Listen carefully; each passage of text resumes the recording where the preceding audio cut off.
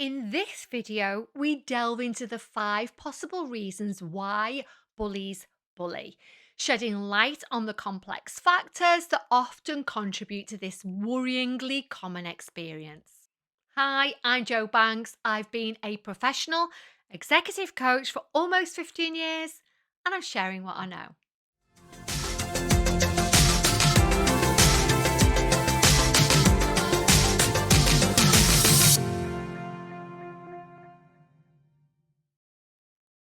Bullying is a pervasive and distressing issue that affects individuals across various stages of their lives. It can happen in school playgrounds, workplaces, online, not to mention close personal relationships involving partners, family, and friends. Unfortunately, bullying can have far reaching emotional, psychological, and social consequences. I myself have been subjected to workplace bullying in the past, so I know firsthand how devastating the consequences can be. However, understanding the underlying reasons behind why bullies engage in such behaviour is crucial for developing effective prevention, intervention, and exit strategies. By understanding the potential reasons behind why somebody may be bullying you, not least the fact that it's rarely your fault, you aren't going crazy, which is what most bullies, especially narcissists, want you to believe. Knowing why bullies bully can positively impact how you view your role in the situation and help you deal with things more effectively. In this video, we delve into 5 possible reasons why bullies bully. Number 1, seeking power and control. I would say that the number one reason behind bullying is the desire for power and control over others. Now, this bit's really important. Bullies often feel inadequate and insecure, so use bullying as a means to establish dominance, gaining a sense of authority and control over their victim. By exerting this control, bullies may temporarily alleviate their own feelings of vulnerability and not being good enough. In such cases, the act of bullying becomes a mechanism for compensating for their own insecurities and boosting their self-esteem. Bullies often put other people down as a misguided attempt to alleviate their own insecurities and boost their self-esteem. It's a mechanism rooted in a deep-seated need for validation and a desire to establish a sense of power and control over others. By belittling or demeaning others, bullies create a distorted sense of superiority, which momentarily masks their own feelings of inadequacy. In this context, putting others down becomes a way for bullies to create a false sense of worthiness so that they can temporarily buffer their fragile ego and self-image. Not only that, but many bullies lack healthy coping mechanisms to deal with their own personal challenges or emotional distress. When confronted with difficulties or negative emotions, rather than addressing these issues constructively, they may resort to projecting their own pain onto others. And we'll talk more about projection later in the video. By focusing on someone else's perceived flaws or vulnerabilities, bullies divert attention away from their own struggles, allowing them to escape their own emotional turmoil, albeit at the expense of the other's well-being. This harmful behaviour highlights the complex interplay between the bully's internal struggles and their outward actions, underscoring the importance of addressing the root causes to break the cycle of this type of negative behaviour. However, good luck trying to get a bully, especially one with antisocial personality traits, to therapy to work on their issues. It's not going to happen. Or it might, but there'll likely be another ulterior motive for them. So let's summarize this need for power and control because this is important. And I really wish I'd known this when I was being bullied. Unless the bully has significant psychopathic traits and psychopaths have zero remorse, it's one of the things that differentiates them from other antisocial personalities. So, putting them to one side, bullies typically have high levels of insecurity, high levels of vulnerability, low self esteem, low confidence, low self worth, feelings of being less than others, high levels of shame, typically rooted in childhood or maybe even childhood trauma, high levels of guilt. Again, that can be typically rooted in childhood. Finally, they build themselves up by putting others down. In addition to this, some bullies, especially those with antisocial personality traits, may feel the need to find ways to destroy others' confidence, skills and abilities, self esteem, likability, you fill in the gap there, in order to make up for their own perceived inadequacies. Now, I know that sounds incredible if you haven't come across it before, but through my own experiences and through those of my clients, it's more common than what you might imagine. Number two, lack of empathy and social skills. Some individuals who engage in bullying may have difficulty empathizing with others and understanding the consequences of their actions. They may struggle with recognizing the emotional impact of their behavior on their victims. This lack of empathy can stem from various factors, such as a challenging upbringing, limited exposure to healthy social interactions, and certain personality traits, as I've already mentioned. As a result, these individuals may resort to bullying without fully grasping, or some without even caring about the harm that they're causing. Let's take a quick look at antisocial personalities at this point.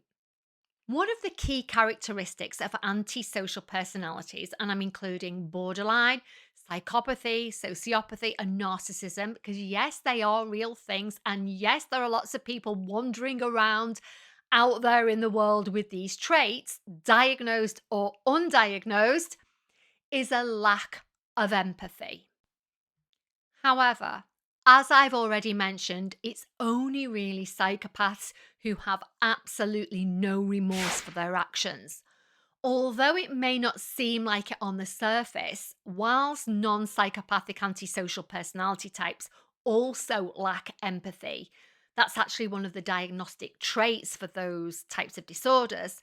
It's often coupled with an overwhelming sense of guilt, shame, and self hatred, which the victim rarely sees. Unfortunately, these personality types have been an unwelcome part of my life since childhood, and I'll be doing lots of content on this in upcoming videos. I've been studying antisocial personalities and traits for at least the last 15 years, which was prompted by my own workplace bullying encounter. To be honest, it absolutely fascinates me. As a result, I've now trained hundreds of HR professionals, therapists, and healthcare workers on antisocial personalities, what to watch out for, and how to deal with them in the workplace. Number three, imitating learned behavior. Bullying can sometimes be a learned behavior influenced by the environment in which the person grows up, but also from their peers and especially managers or leaders in the first few years of work. If individuals are exposed to aggressive or disrespectful behavior at home, in the media, or within their peer groups, they might internalize these patterns and replicate them in their interactions with others. This underscores the importance of early intervention and promoting positive role models to counteract the cycle of learned bullying behavior. Let's look at a child growing up with an emotionally immature parent. No blame here, just awareness. Children copy and imitate the behavior they witness growing up. It's how they learn. If a parent is a worrier, overthinker, people pleaser, is quick to anger, lashes out, uses silent treatment, or is a bully, there's a good chance that the child will absorb those behaviors and display the exact same ones right into adulthood. So if you find yourself saying to your children, don't do what I do, do as I say, good luck with that, because that is not how it works. In addition, the behavior we get exposed to in our early careers can also have a huge influence on our behavior. For example, I've recently worked with a client who's being groomed for a much more significant leadership role. She came from an aggressive sales background where shouting, bad language, and using bullish behavior was not only accepted but expected as a way of getting results. However, as her role expanded to encompass a range of other departments, she quickly discovered that the behaviour just didn't cut it with the broader population.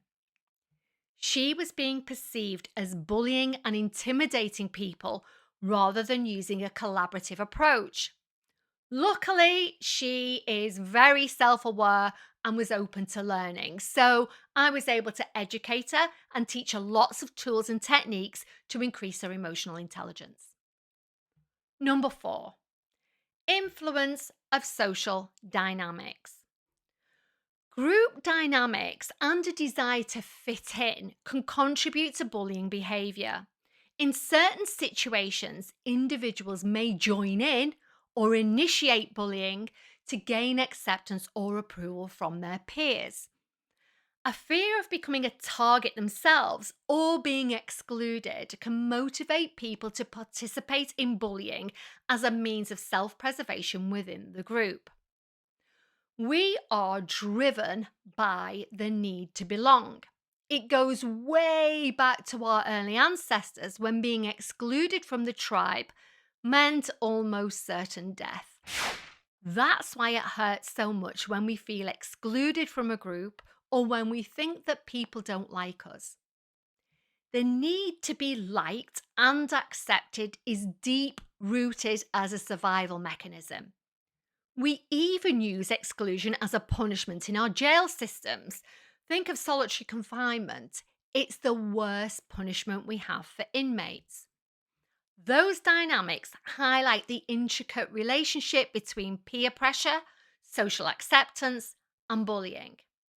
In the context of narcissism, flying monkeys refers to individuals who are manipulated or coerced by the narcissist to carry out their bidding, often to target and harm the narcissist's perceived enemies or those who have dared to challenge or expose their toxic behavior. The term originates from the flying monkeys in The Wizard of Oz, who did the Wicked Witch's bidding. Narcissists use flying monkeys as a means of extending their control and influence, allowing them to maintain a facade of innocence while perpetrating harm indirectly. It's very cunning and manipulative. These individuals, the flying monkeys, may be friends, family members, colleagues, or acquaintances who are unwittingly or willingly enlisted to engage in tactics such as spreading rumours, gaslighting, or attempting to manipulate the target's emotions. Recognizing the role of flying monkeys is another essential tool in understanding the manipulative dynamics of narcissistic behavior and safeguarding yourself against it. Number 5, coping with personal issues. Bullies often have their own personal challenges and difficulties that they may not know how to cope with effectively. These challenges could range from academic stress, family problems, mental health issues. Bullying can serve as a misguided coping mechanism, allowing individuals to deflect attention away from their own struggles by focusing on someone else. In this sense, bullying becomes a way to temporarily alleviate their emotional turmoil, albeit at the expense of another person's well being. Projection usually comes into this. In the context of bullying, projection refers to a defense mechanism where the bully attributes their own negative traits, feelings, or behaviors onto their victim. Essentially, the bully projects their own insecurities, shortcomings, or negative emotions onto the person they're targeting. This allows the bully to distance themselves from their own negative attributes, placing them onto someone else.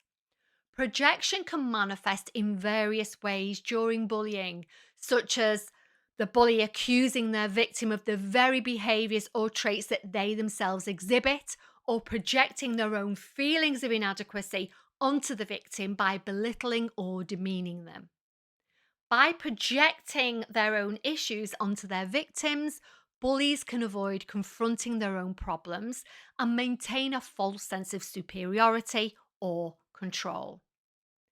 Recognizing projection is essential in understanding the underlying dynamics of bullying and the psychological mechanisms that bullies use to justify their harmful behavior. So let's wrap this video up. But firstly, before someone brings it up in the comments, I am not using any of these reasons as excuses for bullying. They're just explanations. There is never any excuse to bully. Just wanted to make that perfectly clear.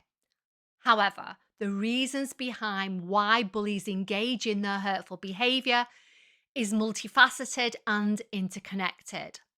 While I've outlined 5 potential reasons, it's important to recognize that individual cases may involve a combination of these factors or even unique circumstances that I haven't covered here. Addressing the issue of bullying requires a comprehensive approach that encompasses educating yourself, early intervention, fostering empathy, and creating a supportive environment. I will cover how to tackle bullying in another video at some point, but I do have some tools for dealing with workplace bullying in earlier videos, which I'll link to at the end. However, by understanding the potential underlying motivations of bullies, hopefully you can see your role in a different light and be able to manage a situation in a more effective way than you might have done otherwise. What next? For more reading, I have loads of articles on bullying, narcissism, gaslighting, and a whole host of other topics on my blog, jobanks.net/blog. I'll leave the link in the description below. If you enjoyed this video, please like, comment, and subscribe. Subscribing doesn't cost anything, but it helps YouTube know that this content is interesting. So they'll push it out to more people. And no, you do not look like a stalker, which is what one person told me. They didn't want to look like a stalker. Anyway, I intend to upload at least twice a week for the foreseeable future, so hit that notification button too so that you don't miss a thing. As always, thanks for watching. Thank you to everyone who watches until the very end, and enjoy the rest of your day.